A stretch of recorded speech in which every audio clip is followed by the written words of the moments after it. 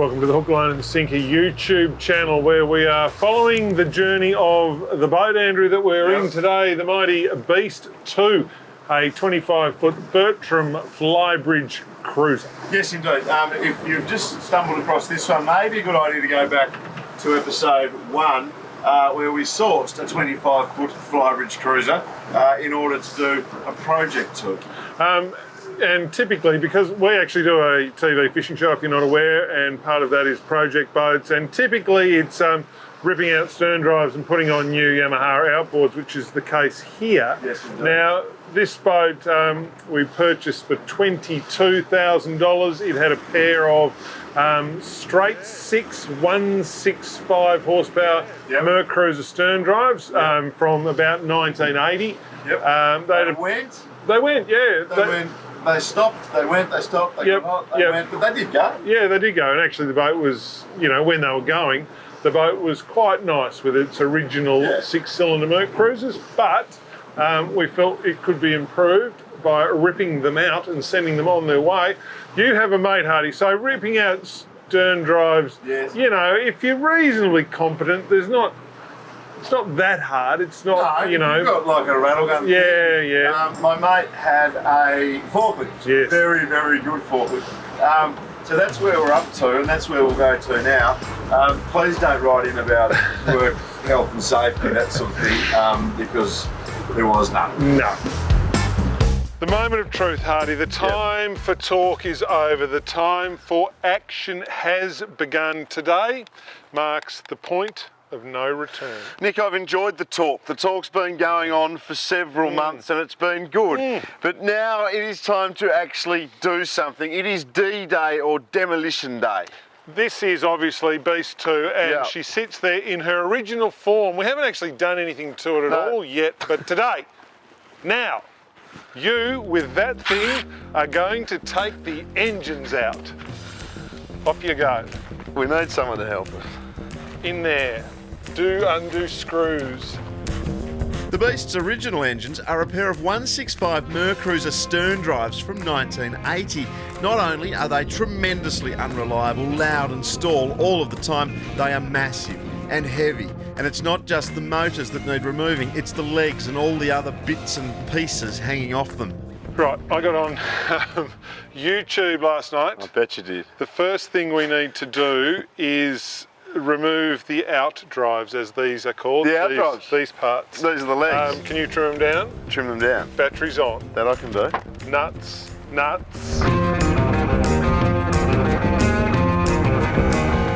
Yes. Less enthusiastic, this one.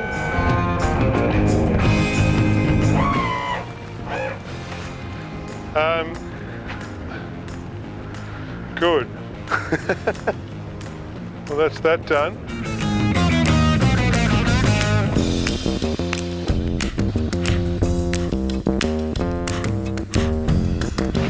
Yes! We've done work! Really opens up the back, Look at doesn't that, we have done work! Right. Now for these things. Yes. Oh! Yes. Yes. What could go wrong? Look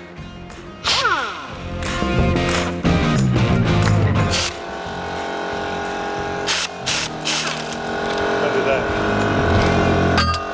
Now, this is why it's important that if you have a stern drive, you get it serviced every sort of, I don't know, 20 minutes or so is a good service interval for these things, because they're just from a kind of different time, I reckon. There's funny little bits and clips and weirdo this and that, and if you're going to have one, it pays to kind of get familiar with it, to know it, to love it, to understand it, or to replace it. So what I've done is recruited a local. That's this fella here. He's got forklifts, he's got all sorts of tools. Johnny Harwood, welcome to our project boat segment, mate. Thanks for having me. Well, we've recruited you because you're very, very good at pulling things apart. Yes, fully professional at pulling things apart. Mate, do you reckon we can get those engines out today? No drama. No drama? No drama at all. All right, mate, well, let's get back. I might just sort of sub you in more for me because I'm a bit hopeless in these situations. Anything handy, anything that involves tools. Manual labour. Manual labour I'm not very good at. So you can sort of play the part of me, you and Nick get to work. I'll just be here to sort of provide supervision. Make sure that everything's sort of OH&S, that sort of thing. Nick and John were like two long-lost brothers and worked brilliantly together. Pretty soon the pair had the first leg undone, and shortly after that, the second leg as well. Turns out this deconstruction process is pretty easy when you have some muscle on hand. Legs are off now, it is time to remove these puppies. Do you know how much these weigh? Probably about half a tonne. Half a tonne each. Yeah, I reckon, with the legs. Is that right? How much do they weigh? Half a tonne each. Half a tonne. Lucky you've got your forklift. Where do we start? Engine mounts, wiring loom, and this back housing. That's going to be the problem. No problem. No problem.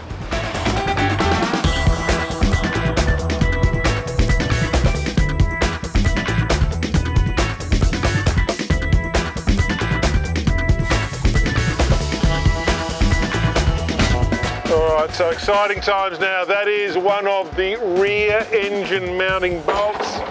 After a pretty solid morning spent mostly disconnecting wires and fiddly little bits like that, we're on to the meat and gravy part now, undoing the big bolts that actually hold these things in here.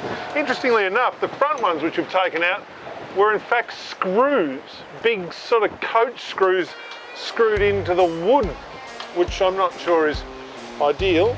Anyway, these ones are bolts.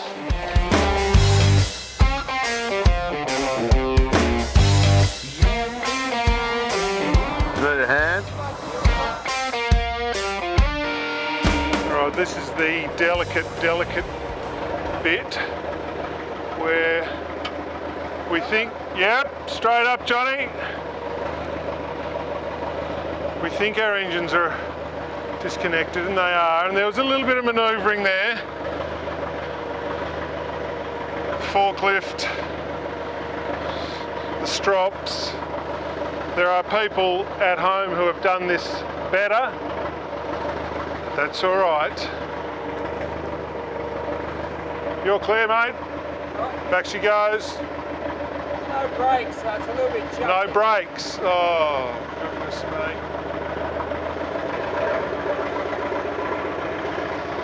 There goes. Farewell the starboard motor. That in fact is the good one. The happy one. We like that one. What about that though? We have collectively as a team removed that out of this boat. How much room is there now?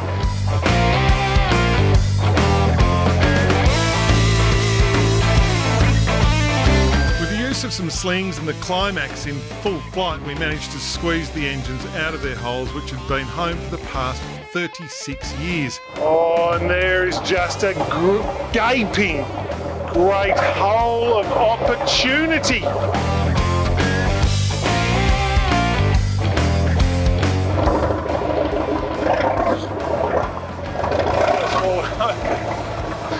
After all the risks that have been taken here today, that just shows slips, trips, falls. So a sense of achievement, Andrew, a sense of wonder, a sense of possibility. Yeah, starting to wonder what we could actually do with this great big enormous space that we have here. We've just pulled a ton of weight out of her. Yes. What's that going to mean?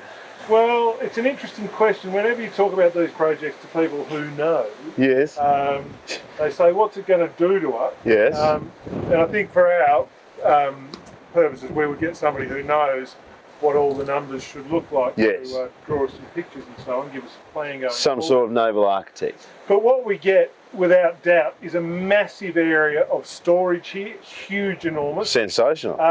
plus a massive area of deck back, Yeah. plus reliability, fuel efficiency, ease of use, whole range of benefits. It's going to be hashtag the best boat in the world. You've got now just a little bit of clean up here.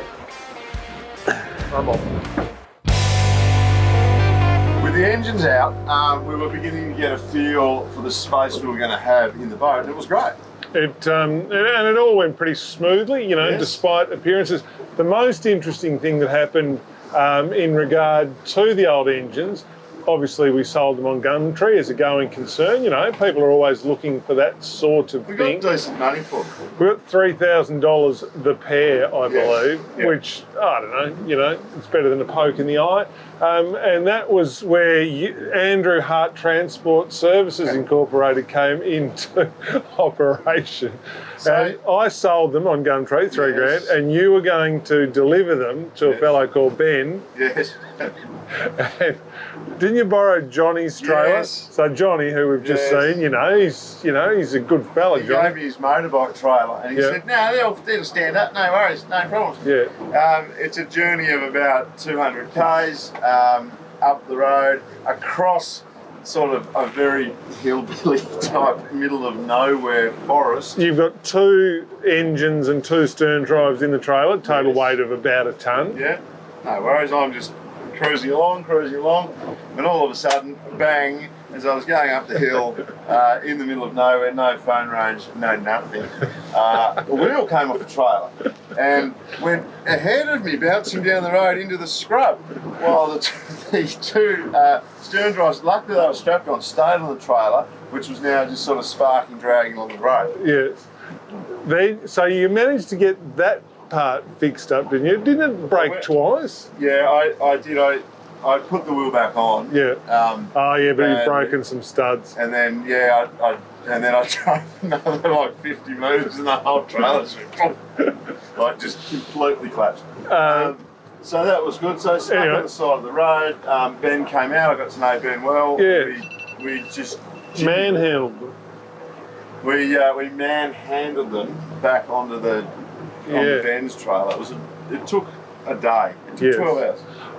And it's a bit like, you know, your boat. When you've got the engines out and you're left with the big engine bay and lots of space and you think, well, she's just about ready to go. Yeah. That's not quite the case. With this, there was still a lot of tinkering, pulling out of stuff and just getting rid of basically everything that was in the It boat. took days. It did. We put it up in a mate's shed and just ripped her out. Eventually, though, we got it to a point where it was ready to whack a pod on it. And for this particular build, Hardy, we thought, well, we've done a fiberglass pod with Beast 1. We knew how that worked, and that was a good thing. Yeah. This time we thought we would try something different, only minorly different, and that's an aluminium pod, basically because it was a whole lot cheaper. Yeah, it was. You know, the fiberglass hull extension was a big project that took a lot of time. Yes. The aluminium And probably runs to, you know, don't expect a lot of change out of $6,000, $7,000, $8,000, you know, depending on how flash you go. Yeah. Whereas you can just whack together one of those alloy pods and whack it on for probably half of that. So you know, you can buy them off the internet, you know, pods. Yeah. I don't recommend it, but anyway, you can. So we took it to a bloke who makes aluminium pods, and this is sort of that story.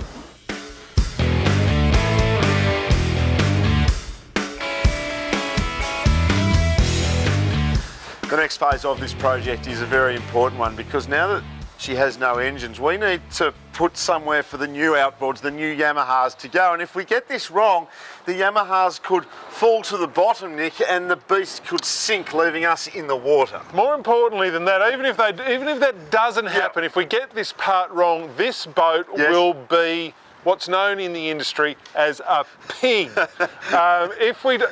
Whenever you talk about doing a job like this, people want to talk about weight and balance. Fair enough. Very important. For a classic hull like this, which goes, well, we have taken 1 tonne of weight out of that part of the boat. 1 tonne, 1,000 kilograms. They were very heavy, those engines, and when I had them on a trailer, Nick, they blew the trailer apart. That's true. Very heavy. We are replacing that 1 tonne with 450 kilos thereabouts. Yes. Here. Yes. What is that going to do to the boat, to the way it rides and performs? It's going to make it a disaster, a broaching pig.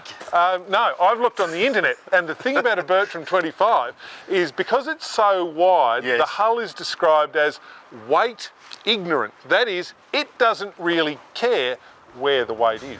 Well, I hope it is weight ignorant. There's only one way to find out. Build it. The artisan we've chosen is this man, Mark Tapsell, a self-proclaimed miracle worker and local guru in sheet metal. Outboard pods are a bit of a specialty for Mark, and he made it look easy. In just a couple of days, we were looking at a new bit for our old boat. It is a thing of beauty. It is a work of art, and I'm not sure I could have done it, to be honest, with a welder and a bit of aluminium, dogs. I want to be in the boat that you build when you take that challenge on, Drew. I think you've got all that inside you. But no, this is our pod or hull extension. Yes. It's important. There is a difference. Well, you there. say there's a difference. You've been Googling. What's the difference? Well, I call this a pod. You put a pod on an old boat. That's what we're doing. A pod actually sort of sits up. It's more an outboard bracket. This is a hull extension because the bottom of this Yes. continues the lines of the hull, so it's actually a planing surface. Yes, it's actually part of the boat. Yeah, you'll notice that this has a bit of shear there to shed water if any water comes aboard there, you know, so it all falls off. We've got some nice little swim platforms on the side. Yes. You know, we've come to a place that builds hull extensions and pods for boats, so Yes. we haven't reinvented the wheel. No. This is somebody who knows what they're doing, so we're hopeful that it will basically go from there onto the back of the boat Yes. and work. And 2 Yamaha 200s here. Exactly right. Well, let's just do it. Yeah. So still plenty more to come on the journey of Beast 2 to get us to where we are today, which is sort of trolling for tuna. Yes, obviously we need engines and fit up and all Yes, we that do. sort of stuff. There is also something of a huge problem we encounter with our project boat, and that's still to come. If you are enjoying this series of boat do-up videos, I guess they are, project boat videos, please feel free to hit the subscribe and little bell button, and then when we put one up, you'll know all about it. Yep. And you know, stay tuned because next week we're looking at Hardy.